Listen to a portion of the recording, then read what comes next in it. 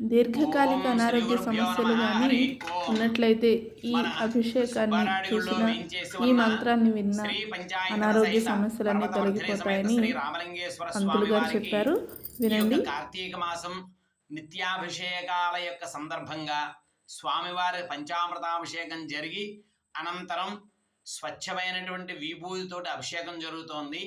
కాబట్టి మన భక్తుల్లో ఎవరైనా అనారోగ్య దోషాలు ఉన్నవాళ్ళు, దీర్ఘకాలిక వ్యాధులు ఉన్నవాళ్ళు ఈ యొక్క మంత్రాన్ని విని ఆ యొక్క అభిషేకాన్ని చూసి నమస్కారం చేసుకోండి.